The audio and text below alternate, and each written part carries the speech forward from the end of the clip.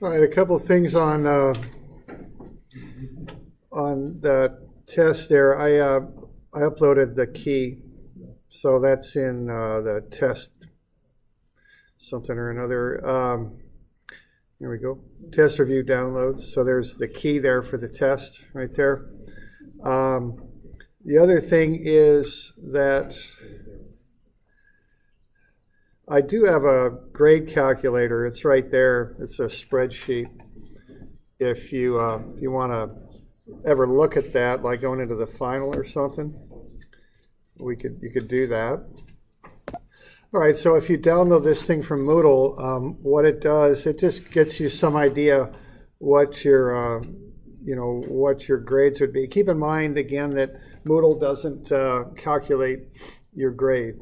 Okay, I just list the scores in there. I have some ins and outs to my grading method that Moodle can't really replicate very well. I can't program it to do all this stuff. And what I do, I grade it two different ways, and I pick the highest of the two.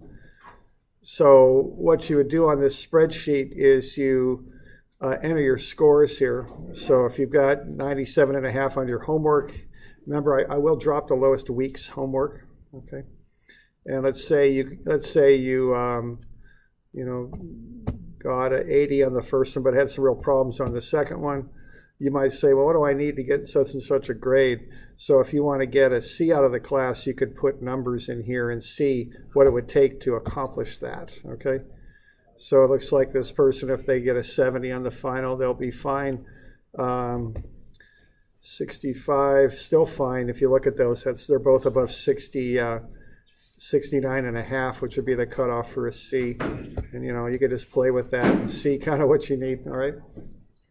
And so you could play with that with different numbers and see what it is that you would need to achieve a certain grade. If you're interested in that, I know sometimes engineers are kind of interested in this stuff. So it's just there for your use, okay? So you can just put numbers in for that final and see kind of what comes up. Now, the grading system, I use two different methods. One method counts the final more than the other, so that can be helpful if you've had a bad midterm or something. You can recover from that, all right, by doing well in the final. And you can play around with that if you're curious kind of where you're at. So we got any questions on that? Okay. All right, so that's available in Moodle. All right, now we got some stuff that's due tomorrow, so let's keep that in mind. Now this stuff will be on the final, so be ready to go on this. Now what's due tomorrow are these two things, centroid and moment of inertia. So let's have a look at those. David, I have a quick question. Yeah. Is there going to be anybody with a study team that will be able to output like statics homework or anything, any engineering homework or anything? I could look into it and see what I could find out. We are a little. So the question is, will there be tutors available at the study jam to help out? Study jam is Saturday, is it, or Both days, Saturday and Sunday. Saturday, Sunday. I'll look into it, see what I can find out, because there are some. A couple of second year or third year or fourth year engineering students over at OSU that tutor, or actually, they're there at the help desk, I guess I should say. So I'll see if any of them will be there. Okay. All right. So let's have a look at this stuff now. This stuff is what I call very process oriented. So you want to get used to that with this. So let's have a look. There's the first one, okay?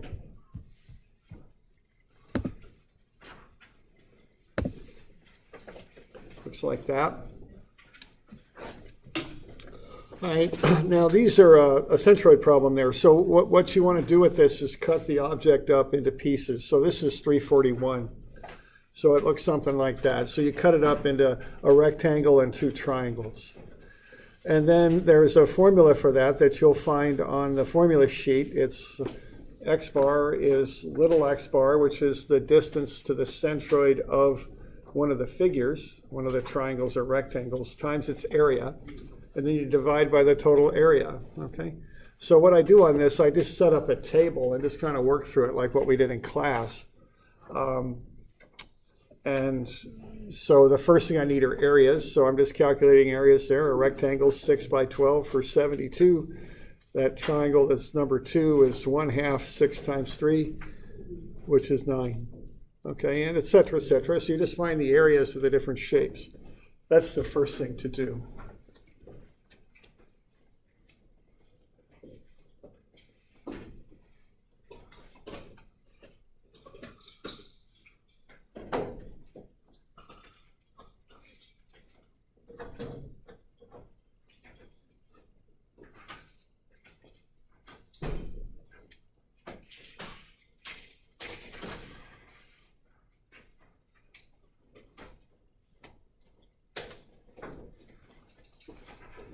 All right, so that's the first thing I do, would be to get the areas of the 3 shapes. Now the next thing to do is to measure from the axes to the centroids of the shapes. Okay, now when you're doing X bar, what that means is in the X direction. Y bar means in the Y direction. That's the meaning of those. So what I want to do is find the distance from the Y axis in the X direction to the center of the rectangle. Okay, so the rectangle has a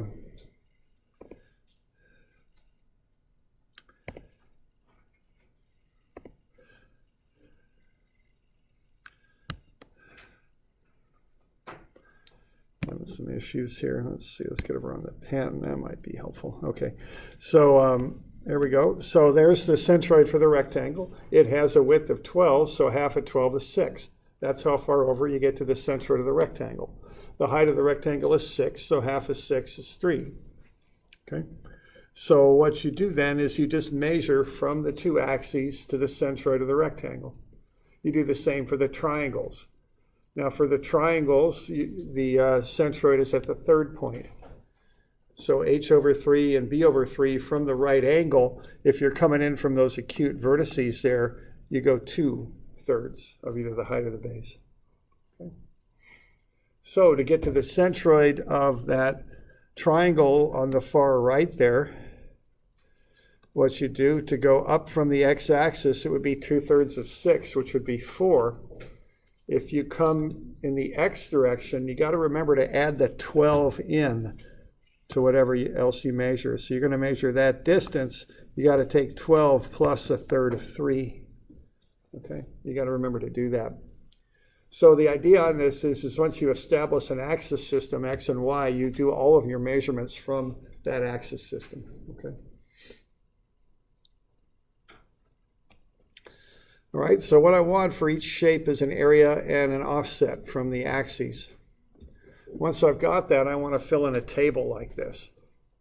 So I have the area, then I got x bar, y bar, and then I multiply x bar times a and y bar times a, and I get those all calculated up.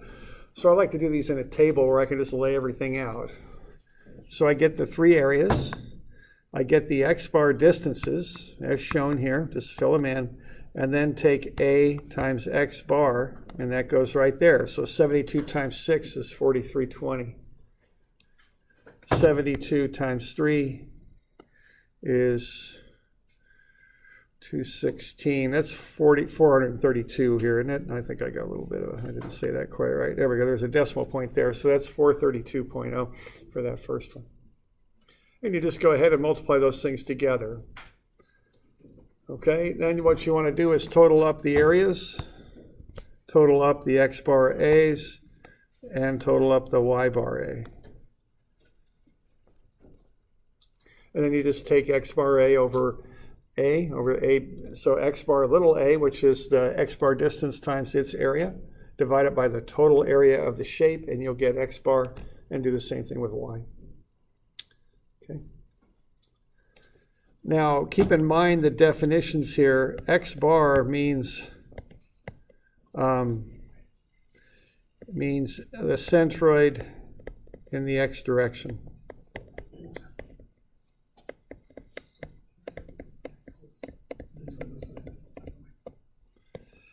Y bar means the centroid in the Y direction. So X bar is actually measured from the Y axis. Okay? Y bar is measured from the X axis. All right, you good on that?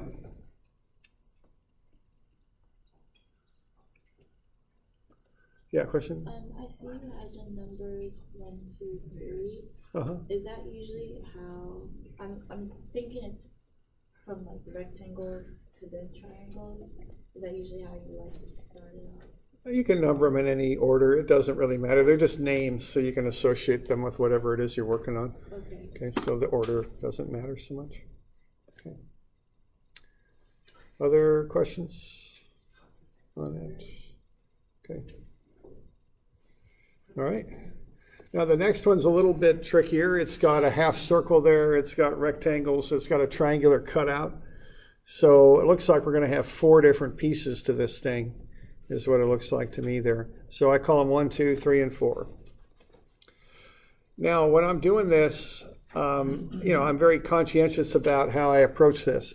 What I want to do is I want to get them on a sketch. Mark the centroids on the sketch. So just take the time to do some of this stuff, because it'll prevent you from making any sort of errors, just by missing something. If you actually write this stuff out, draw the centroids on the shapes, it's a good idea, I think.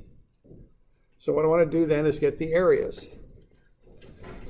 Okay, so that first triangle is -144. The second rectangle is 66 by 36, which is 2376. The half circle will be 1/2 pi r squared, 226.2. And then that triangle on the right, you could figure out the area of it also. Okay, so get the areas figured out.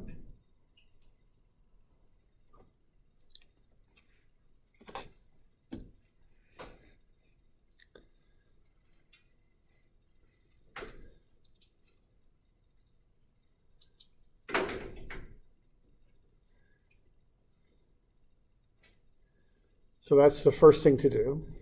Now the next thing to do is to find the distances.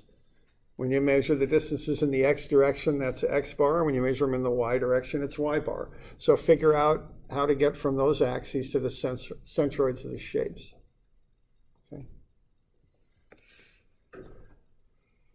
Okay, so x bar in the x direction, y bar is in the y direction.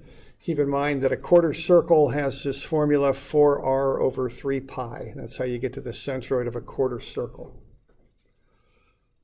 So what you would start doing then is getting those distances measured. Watch your signs, okay? So if we're doing that triangle, okay, what I would do is I'm going to start at the y-axis, and then I've got that cutout triangle there, okay? Kind of like that. I'll blow that up a little bit. Then we got the y-axis going through here. What I'm going to do, I'm going to go 12 this way. Then I'm going to come back 1/3 of the distance from the base to get to the centroid there.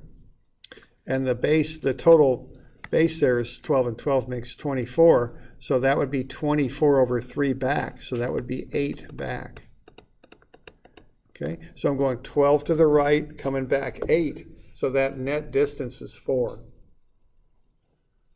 Okay.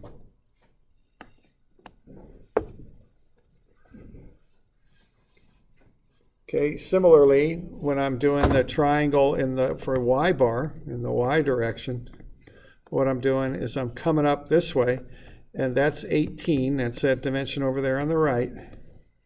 So I'm coming from the x-axis. I'm going up 18, but then I'm coming back 1/3 of that base of 12. That's 4, okay? So what 4 is 12 over 3. So I'm going 18 up to get to that edge. Then I'm coming back 4. So the net distance I'm going up from the x-axis to the centroid of that cutout triangle is 14.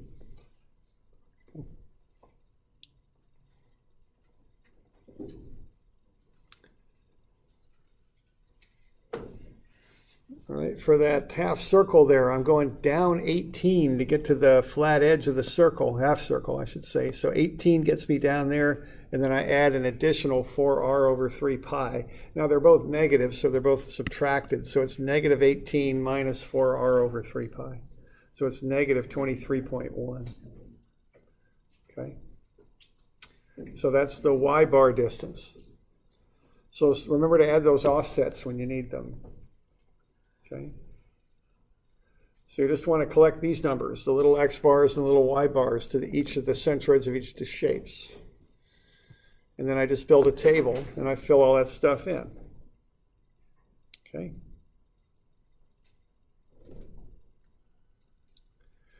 And then I just multiply the area times x bar and the area times y bar for each of the shapes and get that filled in its column.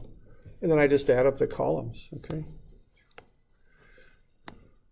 So you're going to go x bar A over A and y bar A over the total A to get your centroid. So it's kind of a weighted average is one way to think about it. Okay.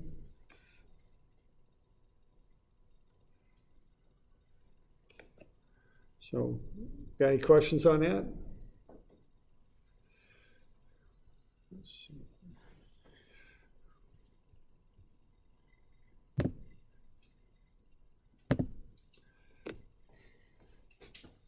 Okay. You doing all right?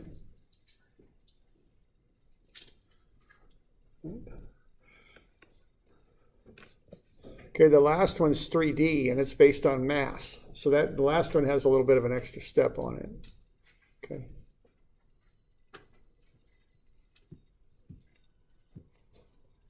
So there's the last one. So we've got the x, y, and z axes. The origin there is in that lower corner on the left. So what I would want to do then would be to find the volume and then find the weight. I said mass, but I guess it's actually based on weight. So it's called a center of gravity, what we're looking for there. So you've got the specific weight of A and of B. A is 0.06 pounds per cubic inch. B is 0.12 pounds per cubic inch. So I want to find the volume. They're just rectangular prisms, so I multiply the three dimensions together to get the volume. 576 for the big rectangle, 34 and 48 for the smaller one. Then I multiply them by their specific weights. So I take 576 times 0.06, I get 34.56 pounds, and then I take 48 times 0.12, and I get 5.76 pounds. Okay. So I get the weights of each of the shapes.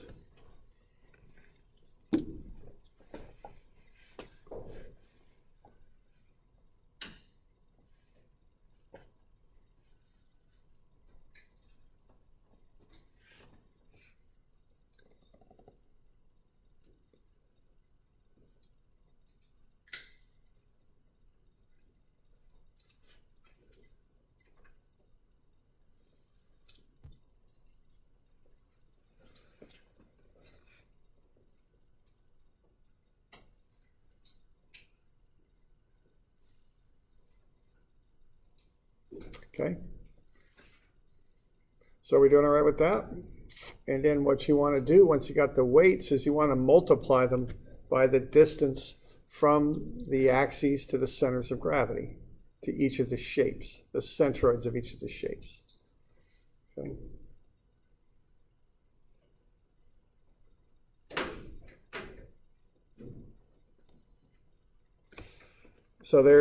So what I've got then is I just work my way from the origin to the centers of gravity for each of the shapes. Now that big rectangle is pretty easy there because it's just centered right on the origin. So I got half a 6, half a 8, and half a 12. That's how I get to the center of gravity of the big rectangle. The smaller one, I've got to remember to add the offsets in. Okay. So for instance, to get to y bar for the smaller rectangle, I start with 12. That's how far over I come. But then I come back half of the 4. I come 2 back. So that would be 10 inches from the origin to the y bar distance for the smaller rectangle. So I'm going 12 over, 2 back. Okay. And this is why I like to graph these things up, so I can kind of see it, you know. And if I'm making an error there, I'll be able to pick it up, hopefully. Okay.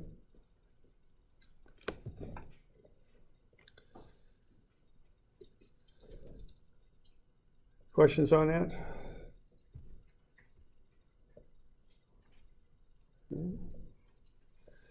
So what you do with this, instead of using the area to multiply, you use the weight.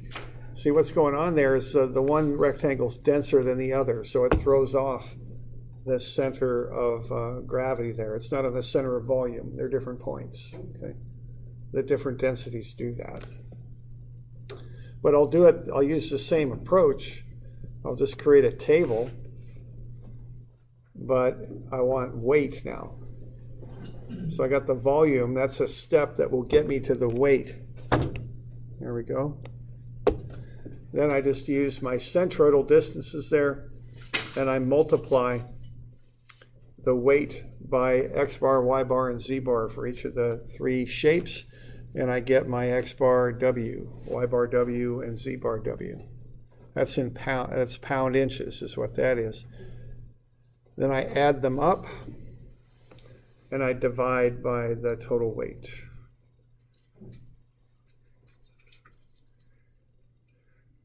So that's the approach on that. That's a center of gravity is what that is called. Okay. So we got any questions on that one?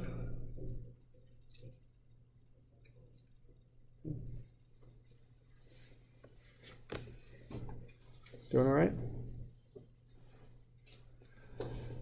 All right, so that's centroid and center of gravity, that stuff. Now the next thing to do is moment of inertia. We got a couple of problems on that. Now the center of mass, center of gravity, centroid, that's kind of you might think of it as like a balance point for the object often.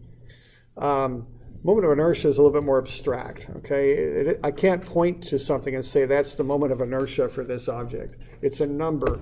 The higher the number is, the more this shape, if it were a beam, would resist bending about a given axis. Okay. Now, I set up tables for this too. So what I want to do when I've got composite shapes like this, like I've got a rectangle with a little square on it there, I want to find the areas first, and then I want to fill in the table. All right, so I'm just going to want to figure up areas. Okay, so the area of that large rectangle is 36 by 42, right? So 36 times 42. And I'm not quite sure what that equals.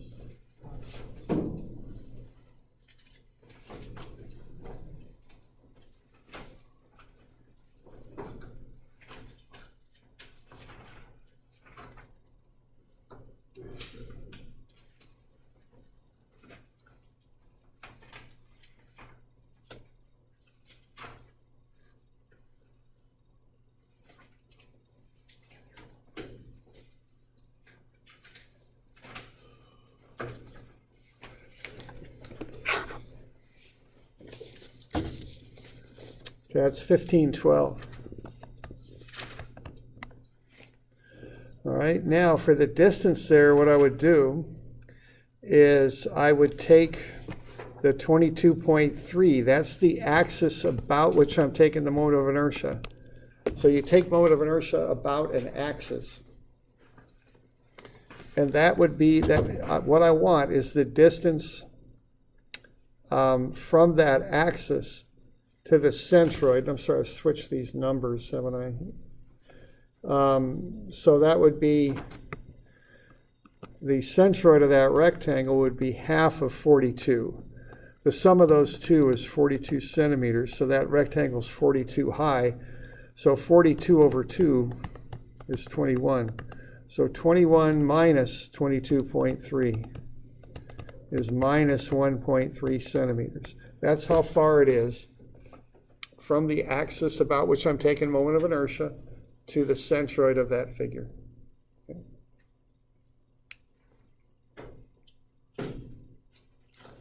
So I get those values figured up, okay?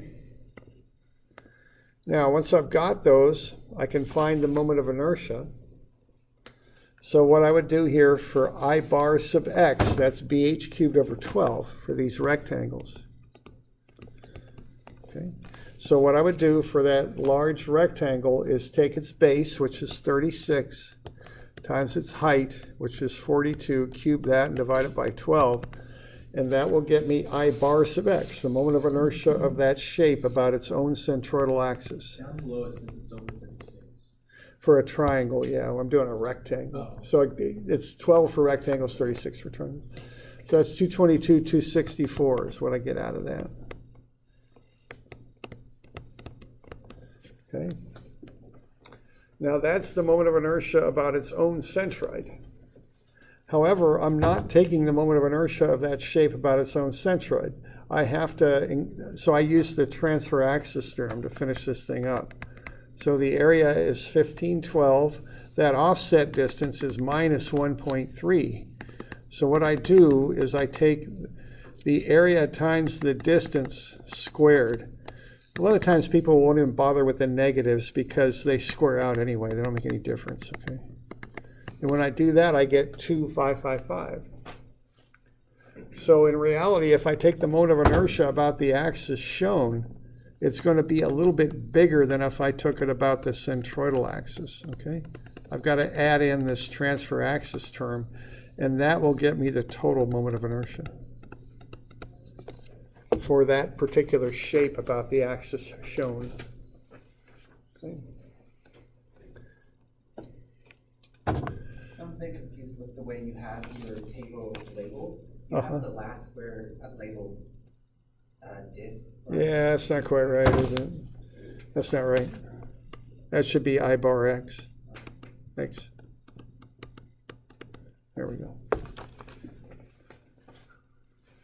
Okay. So I get the first moment of inertia for the first shape, bh cubed over 12 plus ad squared. And then I do the same thing for the other rectangle, which is 28755 for its total.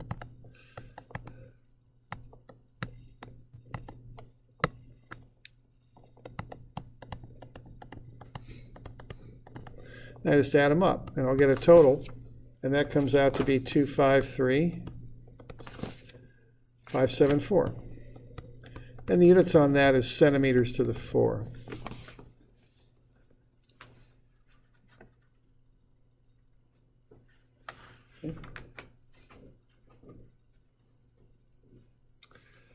So you go bh cubed over 12 for the rectangles plus AD squared. D is the distance from the centroid of the figure to the axis about which you're taking moments of inertia.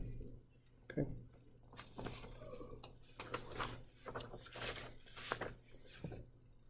All right.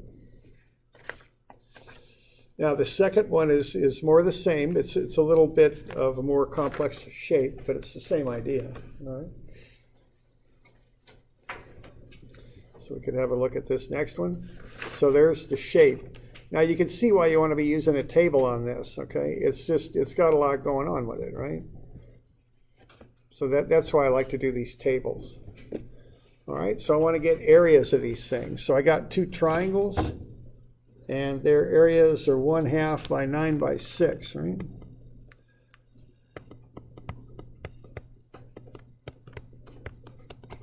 So they're 27. Okay, then I've got a rectangle, and it's part number 4. That's 252 for its area. And then I've got a circle, and the important thing on that is a negative area. It's a cutout, so that's negative 30.7. So I get the areas figured out.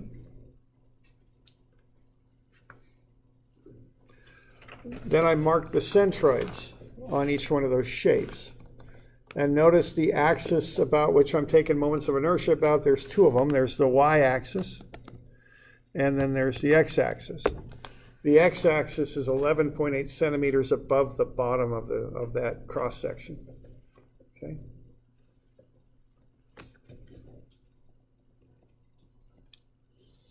So what I want to do next is find the distances.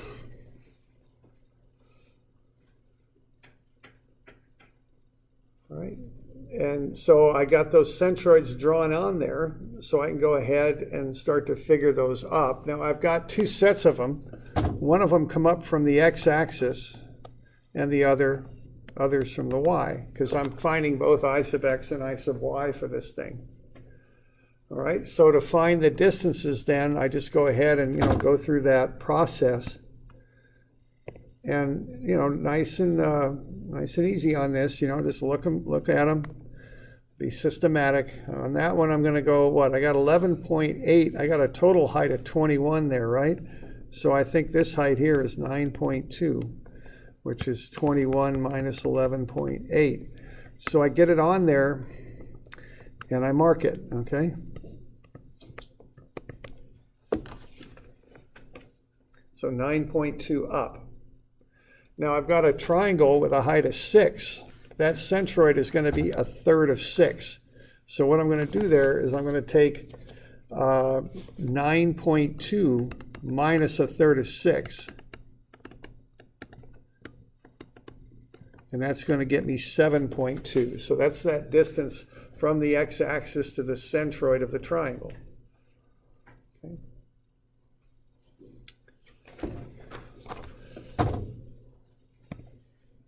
Now I also want to get the distance in the x direction for that. So that's that one. So what I'm going to do there is I'm going to take 6 plus a third of 9, and that'll come out to be 9. Okay. And I just want to get everything labeled on there. I've got 15 to the centroid of the circle. So what am I going to do with that? I'm going to take, that's this distance right here. So what is it that? That's 15 minus 11.8, right? So is that 3.2?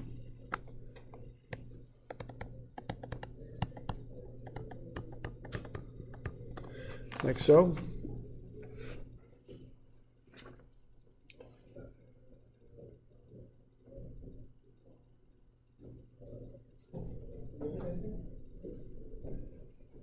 So we're doing all right with that?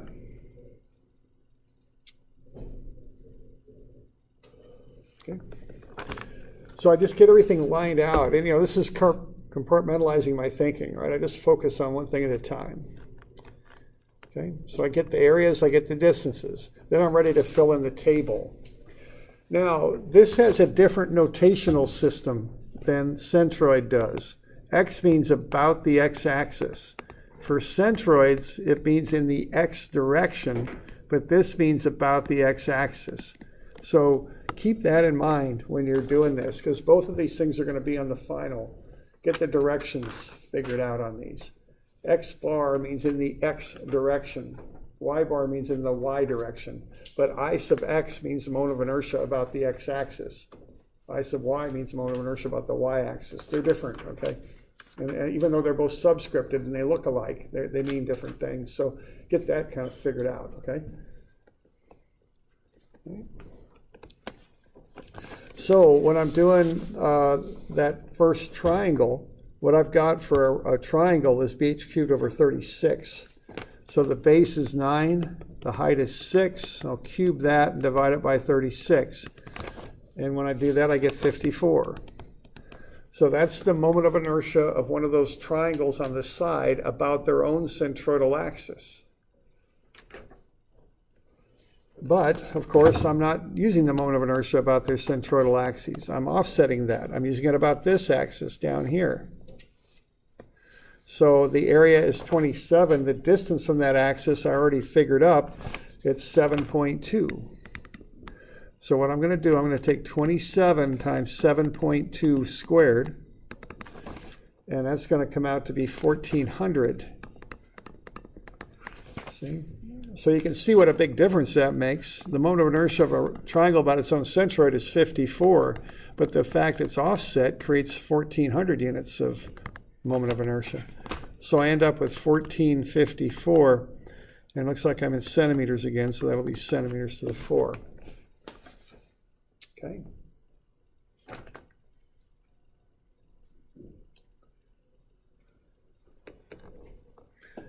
Okay, for a circle here, what I've got is I've got pi times the radius to the 4 over 4. Now this one's negative, okay? So that's going to be negative 30.7. Okay. So remember, things that are cut out are negatives. They're taken away. Okay. The distance on that was 3.2. When you do the AD squared term on that, you ought to get negative 201. So the total on this is minus 232 when you round it out. Okay. And when you add everything up, you ought to come up with 12,363 centimeters to the 4. All you add up in this column is you just add up the far right column on that one. It's just a summation. You're finding the moment of inertia of each piece and you add them all up to get the total. Okay.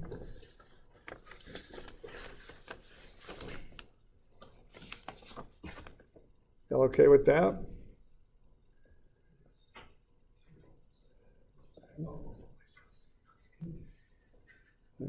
We're good?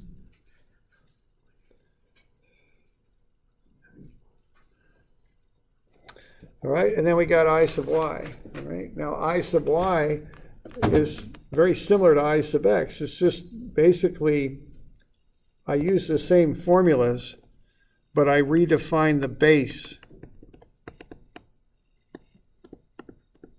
I define base as being parallel to the axis.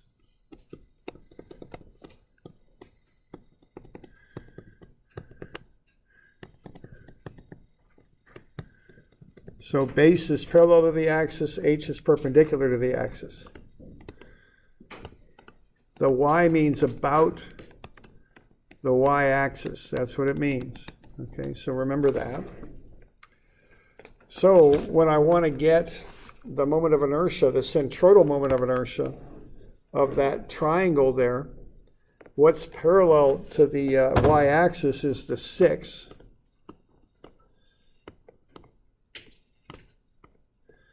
Okay, the 9 is perpendicular to the axis. So I get a different calculation. I get 121.5 for this. Okay. Now notice the difference between the two. For the I sub x is 9 6 cubed over 36. For I sub y is 6 9 cubed over 36. So you got to keep track of which one's the base and which one's the height. I sub x and I sub y are not equal to each other. Okay. All right, now the area is the same though, of course, 27. Area is just area. The offset distance is different. As we calculated there, it's 9 this time. Okay.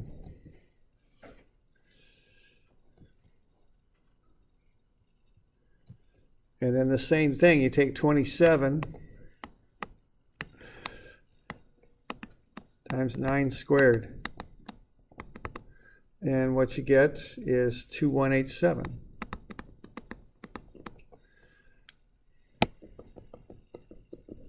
And then you just add that to the 121.5. So 121.5 plus 2187. And when I did that, I got 2308.5. Okay.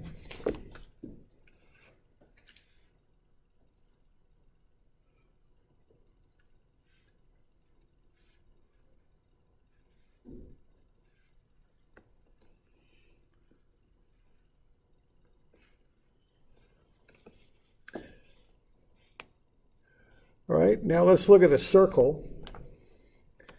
Now the circle, again, it's a cutout, so it's got negative pi times 2.5 to the 4 over 4. So it's the same moment of inertia as for y as it is for x. It's negative 30.7. The area, of course, is the same as well. It's negative 19.63. Now the distance from the y-axis to the centroid of the circle is 0 because the circle's right on the y-axis. So there's no transfer axis theorem for this because the y-axis is the centroidal axis for the circle. Okay, So the offset distance is 0. So you don't need to worry about the AD squared term. It zeroes out. So what you're going to get out of that is just negative 30.7. The y-axis goes right through the centroid of the circle. So it is the centroidal axis, okay?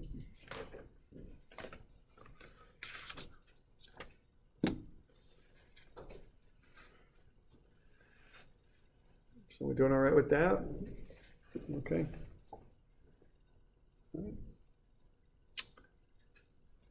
So you just add this stuff up, you know, for a moment of inertia. You just add up the right-hand column because it's an additive property. So 7610 would be the total.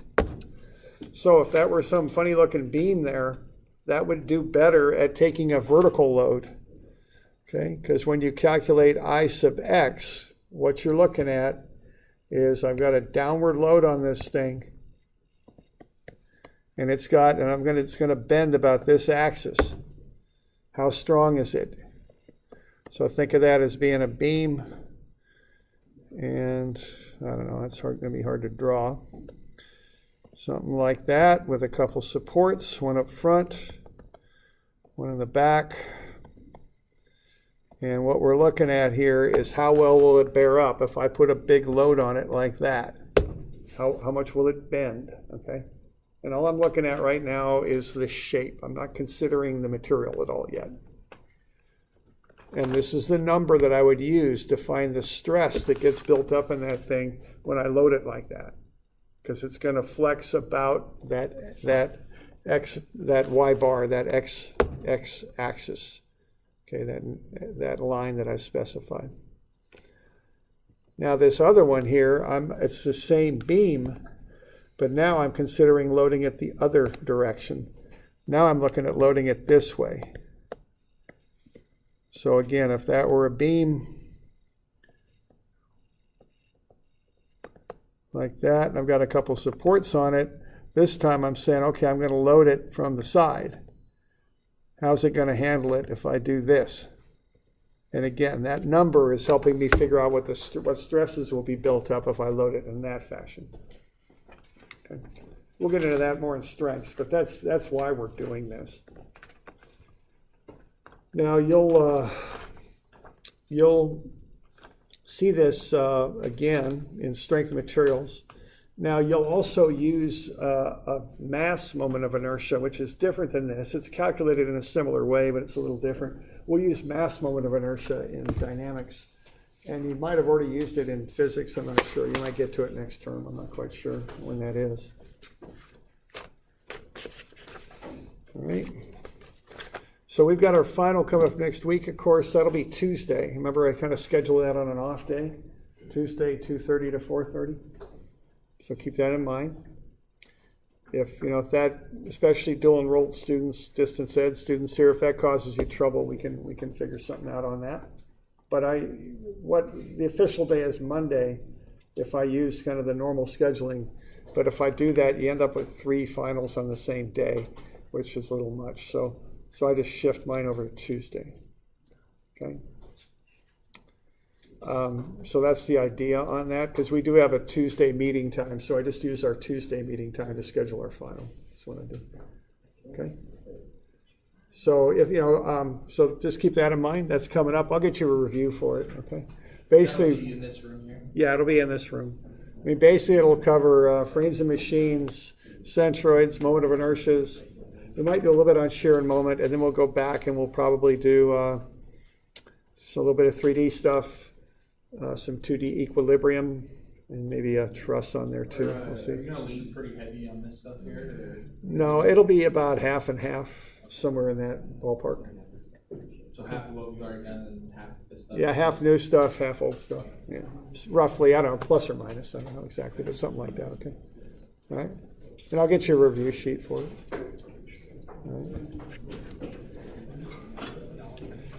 All right.